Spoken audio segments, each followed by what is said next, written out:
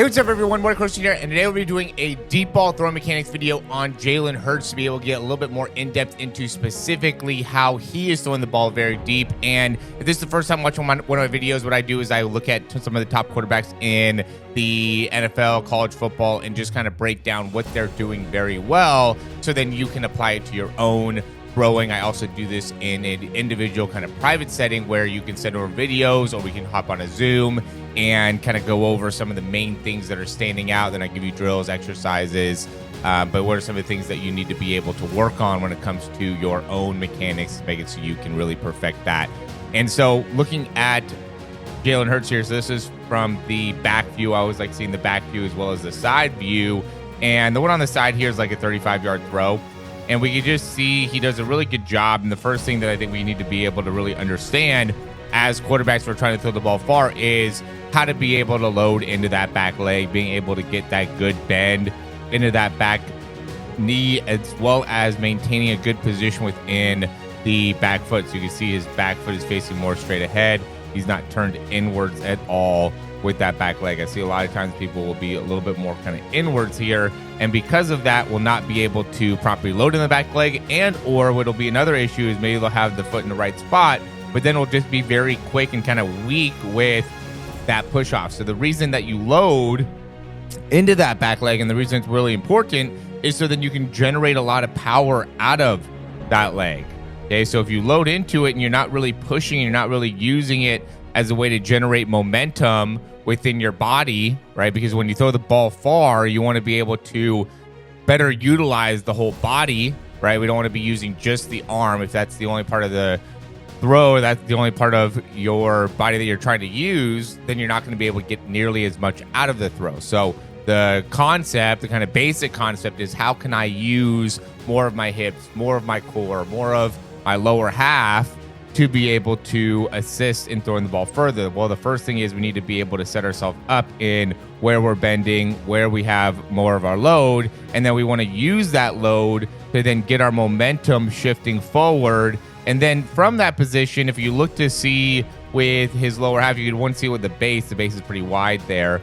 But we could also see that the first thing that ends up rotating is really that hip, right? So he's here and everything stays closed. And that's one of the things I really like, and something that could be, it's a little bit different that he does that you can maybe apply, is he kind of keeps that front shoulder, like when he's loading, you can kind of see really pulls back that front shoulder. It doesn't end up going too much back with the arm, okay? Because I'll see people that sometimes they'll get their elbow like way back here. You don't want to do that because then the ball gets too far back. But he is really pulling his front shoulder back, right? So he's here, and as he's going through the hitch, he kind of coils within his front shoulder. Still gets that same load. Obviously, when we're throwing the ball further or deeper, you a lot of times end up having a little bit lower kind of load with the ball. That front shoulder starts coming up, and then he gets that front hip to really pivot, so the hips are leading the throw. I think that's an important thing to understand, is we want to have the hips out in front. We don't want to have the front shoulder be leading the throw. We want the hips to be leading the throw.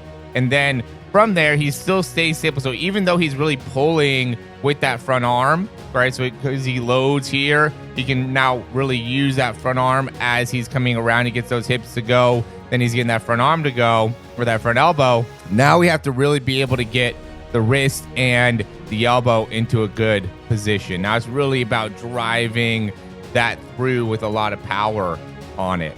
Okay, so really we want to be able to set up everything within our lower half. How can we load in the back leg?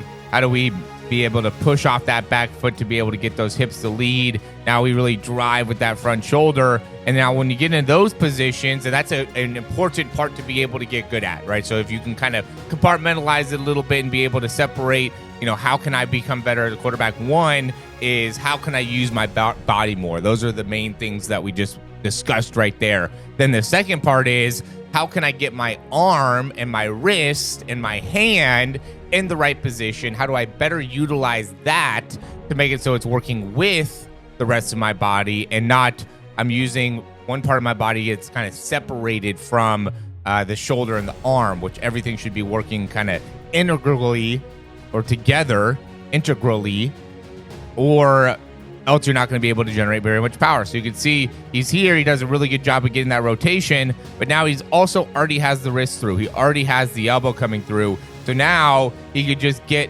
the elbow all the way out in front and continue the motion, right? So don't stop. You throw the ball. I see this all the time. People go and they release and they stop up here. Okay, you shouldn't be stopping. We need to come all the way through, right? Finish all the way through and be used to finishing all the way through with that hand, with the wrist. The wrist flick, you do all this stuff with the power within the lower half, within the shoulders, being able to get that elbow through. Now really snap down hard with some authority there to be able to generate the most amount of power in the throw. And this is something that you want to be able to work on. So it's similar to a bench press, right? Think about if you are maybe 14 years old. You're going to go and hit a bench press. Whatever your weight is, right? Let's say you're pretty strong and you hit 135. That is the same thing as you being 14 and going out to the field and throwing a 45-yard pass, right? Pretty good, especially if you haven't thrown very much before.